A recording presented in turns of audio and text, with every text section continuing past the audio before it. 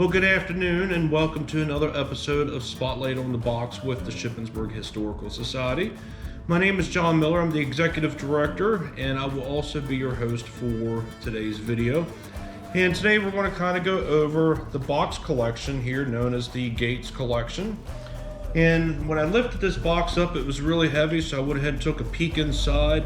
So there's a lot of really cool, interesting things here, from photographs to a photo album here, as well as some of the folders that are right here. So, well, we're going to start out with folder number 1 here, and automatically I'm seeing a typed letter dated February 9th, 1920 from Lithuania, and it's a letter written by Lieutenant Samuel J. Harris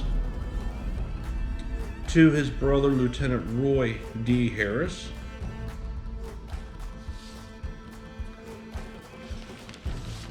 So it kind of talks a little bit about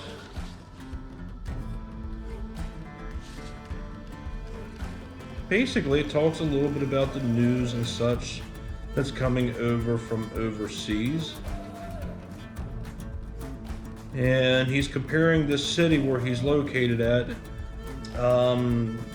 saying that it is a modernized city, but it's full of Russian, Polish, and German agents. Some of the most powerful members of the cabinet are Russian and German. There are quite a few Bolsheviks, but they were ousted. So it's kind of like a post-World War I letter here, as you can tell by the date, obviously. So that's kind of interesting here. And then here we have some additional letters. This is from 1863, January 19th. And it appears to be definitely some type of Civil War letter. From a Henry, looks like Henry Holler. But look at the penmanship on this letter here. Absolutely beautiful.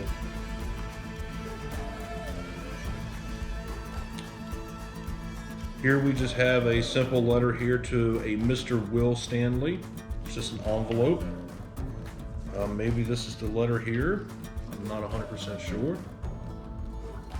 From Monocacy Junction, September 13th, 1864.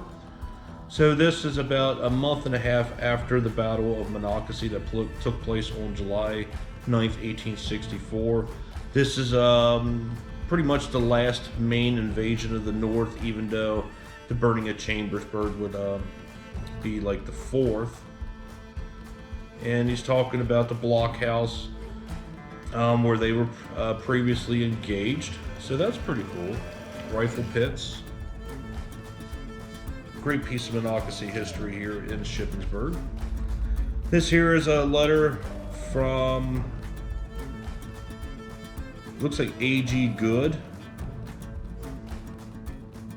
Reading, September 2nd, 1868.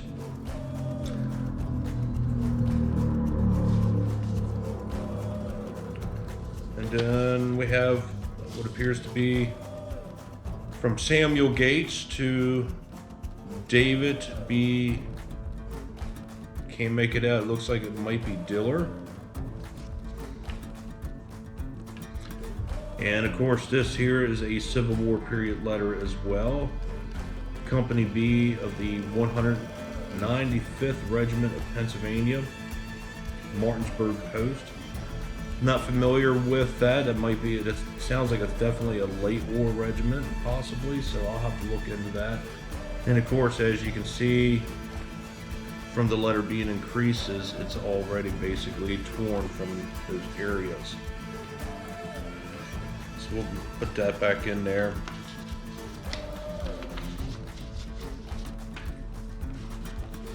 So definitely need to do some preservation work on that. Here we have Shippensburg High School class of 1914 commencement exercises for what appears, I think the name is Gates. Hopefully I'm saying that first name right. Here we have a postcard of American troops in parade in Paris, July 4th, 1918.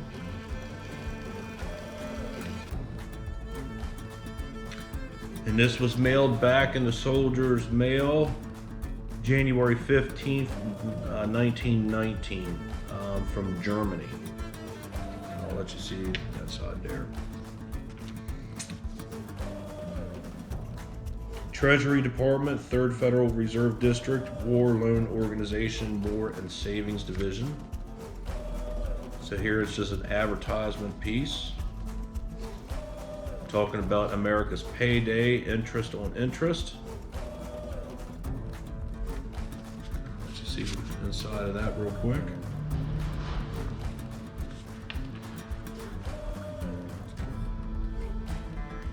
Here we have an officers and directors of the Federal Reserve Bank of Philadelphia to a Mrs. Carrie Gates.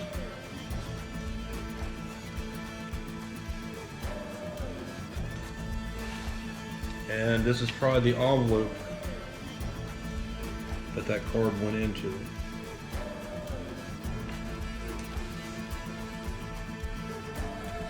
Here we have a registration certificate. This is to certify that in accordance with the Selective Service Proclamation of the President of the United States, that Galen Harris Gates has been duly registered on the 27th day of April of 19... I can't read that, it's very worn.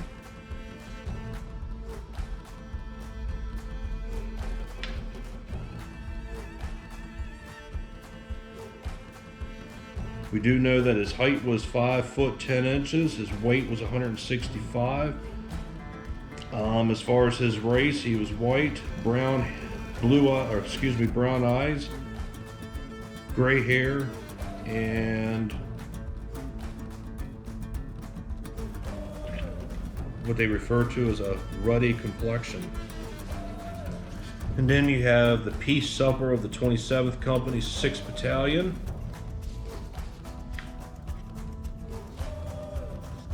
There's the cover of that.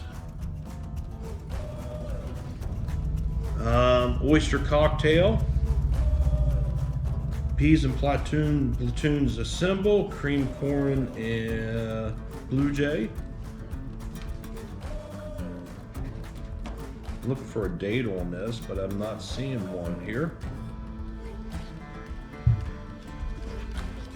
So here's your dinner menu.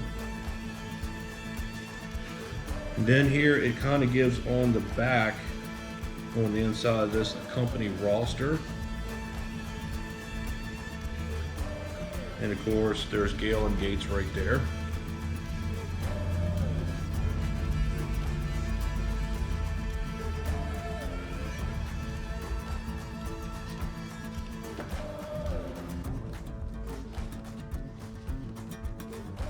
Songs. Some of the songs include like Good Morning, Mr. Zip Zip Zip, Smiles, Star Spangled Banner, of course. So kind of give you a preview there. So that was a pretty cool folder there. And then we have what appears to be correspondences, a lot of correspondences. So we're not going to go through all of this, but here's Samuel Gates, Frank Gates. See if I recognize any or see any other names here. Okay, so those are all Frank. And they're dated 1915 through 1918.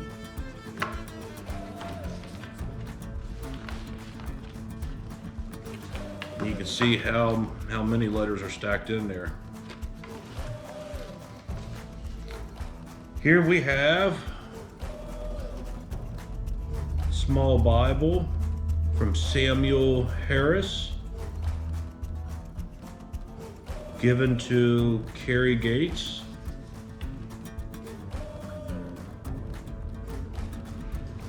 So a nice pocket testament. Oh, we still got more.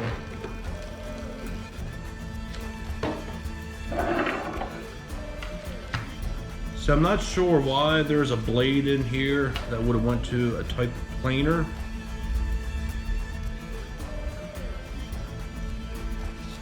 Apparently it was something very important to the family, and you can see here's the blade aspect of it right here. And basically this would set into a planer.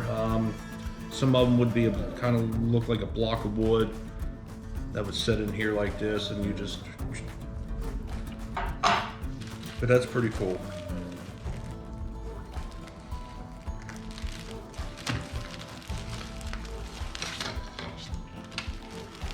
And there's some other stuff that's in there too.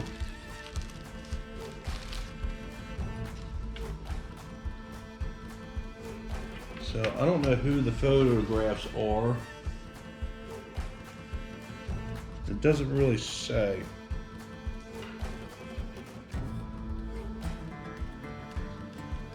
And I'm not seeing any numbers on any of these.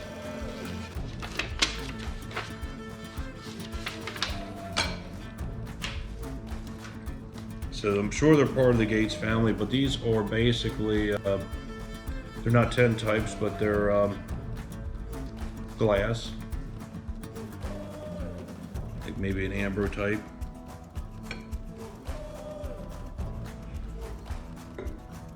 Set that off to the side there. Definitely Civil War period.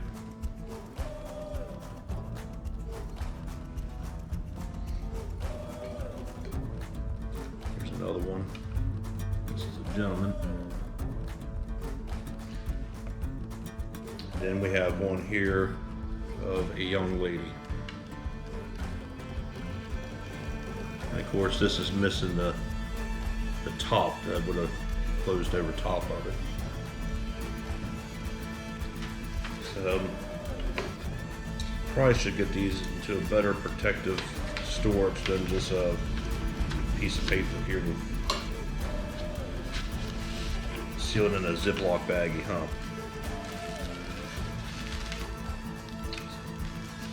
So that's why we go through these boxes. So we have a photograph here of, it's from World War I. I'm going to try to open it up, but if I think I'm going to damage it, we're going to pretty much stop right here. Yeah, we're just going to stop right there because you can see it's pretty much cut up at the top. And 27th Company, 6th Battalion, taken October of 1918.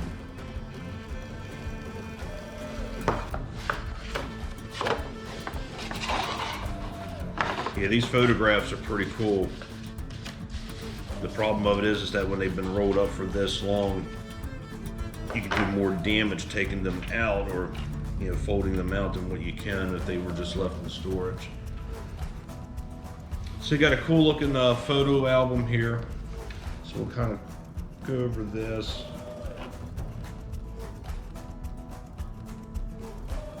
The writing on this is so faded that I can really, it's hard to. Bernice and Gary. Yeah, it's very hard to read. So we'll go ahead and just kind of put that right here. And we'll just go through some of the photographs here. And I know the angle's probably not best for the camera, but we don't want to do anything that's going to further damage these. So you got a little girl here. These look like they're around the 1860s, possibly a little bit after, maybe going into the 1870s and 80s. Nice thing is that they do have some names here. A couple blank pages.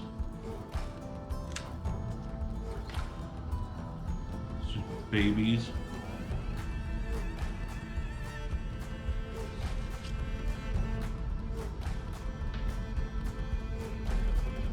why you always got to be careful opening them up. And this is from the Frank Beidel studio that was located here in Shippensburg. I'm going to say that probably goes from there.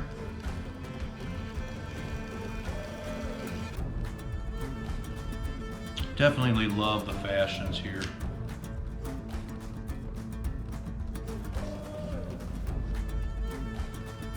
You can tell that this photo album is very fragile too.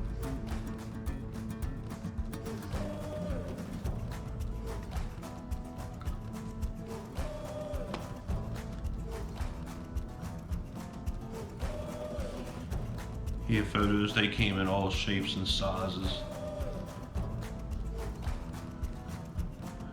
At least this person here took time to write names of who these people were.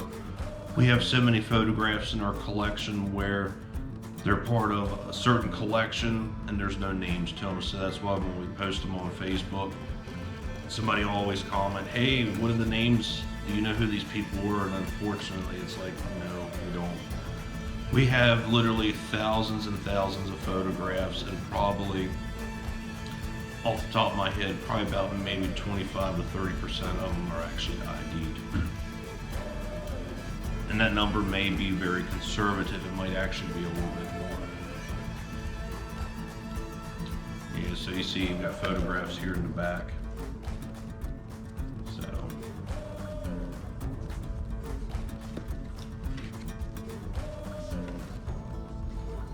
This isn't actually part of the page. This is actually 2 photographs here.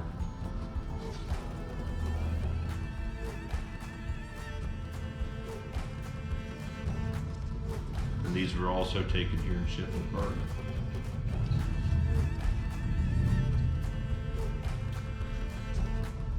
So I hope that you enjoyed this edition of Spotlight on the Box. Sorry we've been putting them out not as often, but we are working on some new things here at the Historical Society. And as a matter of fact, if you're going to be at the Children's Fair coming up in April, I'm putting together a Junior Historians booklet for elementary schoolers. You can stop by our booth and pick them up. We have all kinds of puzzles, things like that in there. And this booklet here only covers the colonial era. So until then, hey everybody, stay safe. We'll see you next time.